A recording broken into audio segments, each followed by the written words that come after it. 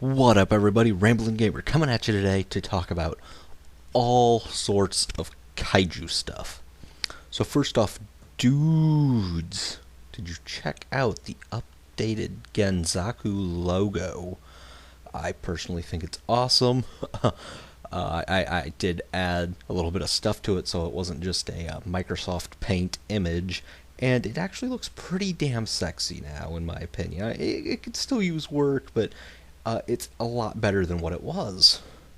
Moving on, I need to mention that Hells to the Yes, my blog is up.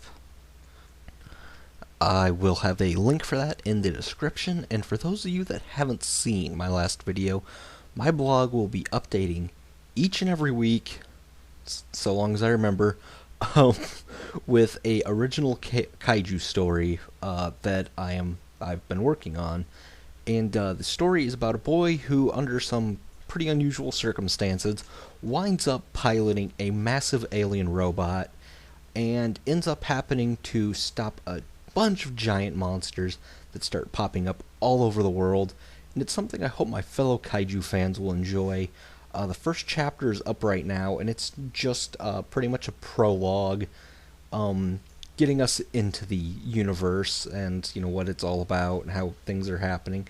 The second chapter, which will actually be chapter 1, since the other one's prologue, will be up fairly shortly, and it is all about the exploits of a alien on his ship, while it is preparing to make a emergency landing on Earth, and actually piloting one of said robots against a giant, massive flying monster that's attacking them. And it's pretty much just setting up the entire storyline for the rest of the series, and essentially. And like I said, I'll be updating that every week. I really do hope my kaiju fan brethren out there will enjoy it. So it has been a couple of weeks since Pacific Rim came out, and I love this movie. Of course, there were just plenty of WTF moments in the movie that just really confused me.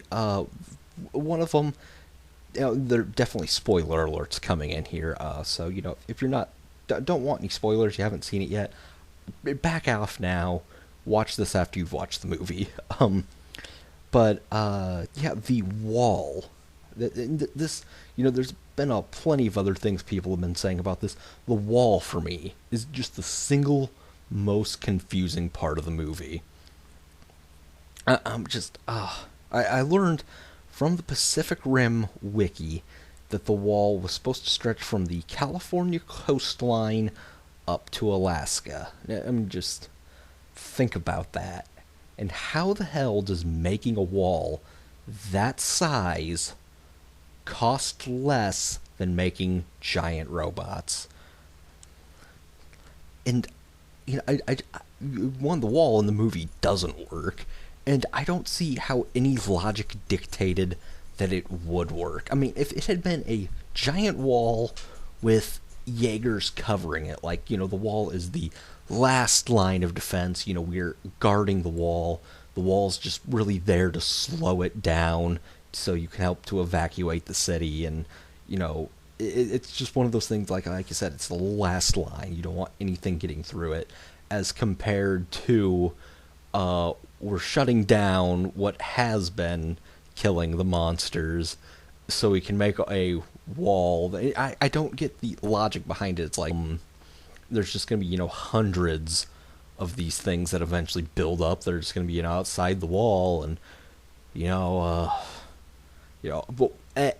we hope to God, they never figure out. Also, I've noticed a lot of people complaining about the entire sword scene, and I can explain this entire scene. You see, the reason that he didn't whip the sword out to kill the monster in time is because, it was flaccid and it was getting warmed up and had to get hard. No, I'm sorry. I'll hit myself for that, but no, I'm kidding. So, do you remember the entire fight sequence of Gypsy Danger and the monsters leading up to before the sword scene. Okay, yeah, you got that? You remember how awesome that was? Now imagine if you had just whooped the sword out right away and, one hit KO'd the monsters and we're like, oh, okay, that was disappointing. Yeah, that's why you waited till the last minute to pull out the sword. And essentially that is it. There is no logical reason behind it other than the fact there wanted to be good fight scenes, and they needed a quick way to finish this one off. They're like, give it a sword. That, or I don't know, maybe Otachi's health bar fell low enough that Gypsy Danger could use the finisher, and that's what happened. It would have been really cool if they had been like, finish him, and just references, because there wasn't enough of those in the movie. Another big thing with this whole sword thing is I've seen a lot of reviewers for the movie talking about, why didn't the other robots have swords? Like, okay, Striker Eureka has blades, which granted they're not as long as the sword, but you gotta figure they're gonna do the same thing. And Crimson Typhoon has those little spinny death blade things on its hands, and to me, those would have been far, far more effective than the sword was. Another one of the big parts that people have been criticizing is the over-the-top characters, and this makes me facepalm just so much, because the movie is a tribute to the olden day monster movies, and there's quite a few tributes to the mecha anime genre in there too, and you can tell this was made, to modernize these things for the average viewer to watch and enjoy. But at the same time, they knew who this movie was really being made for. And they clearly, who your target. They knew who their target audience was, which was people like me. And I've got to say, I love the over-the-top characters. Charlie Days was probably my favorite goddamn character in the movie. Um, you know, with the whole them knowing who their target audience was, big time, they have to have made this movie so that there was going to be plenty of things their target audience was going to like. Because the general people that see this and aren't really fans of these kind of things, they're gonna grill it for a little bit. We're going to grill it for years to come.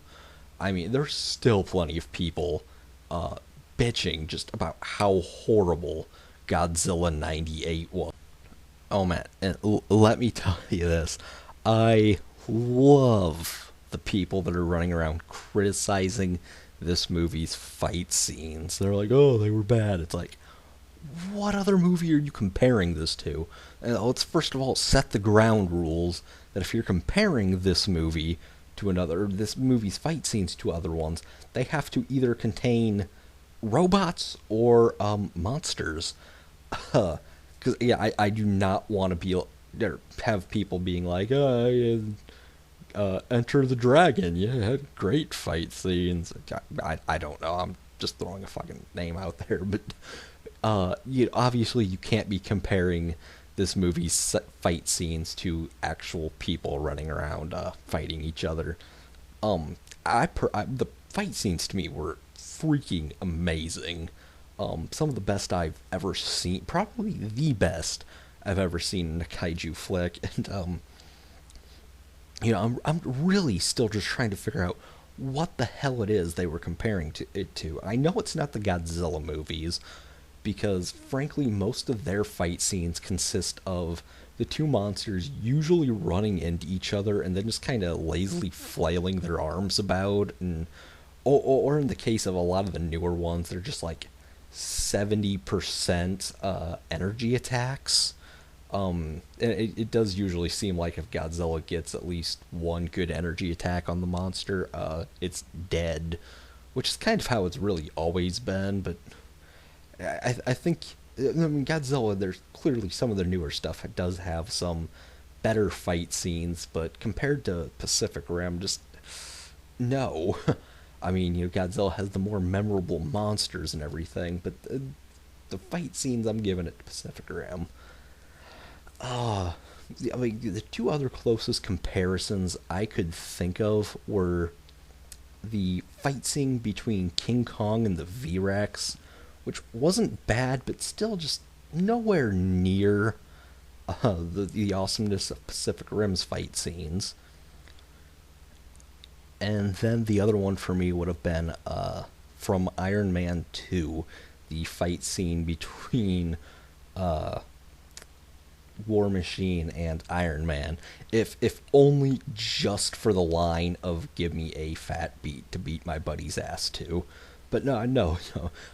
There was legitimately some cool parts of that fight scene. Definitely getting smashed through the walls and using weightlifting equipment to fight with, but even still, that just to me that didn't compare to the epicness of Pacific Rim's fight scenes. Those I don't get how you can sit there and criticize them. It's like, what really? What are you comparing them to? What other movie out there is like this with fight scenes like this? Because clearly I haven't seen it. Maybe Real Steel. I don't know. I haven't seen it yet. Maybe it has great fight scenes. Being for the fact I haven't heard hardly anything about the movie, I'm doubting it, but who knows?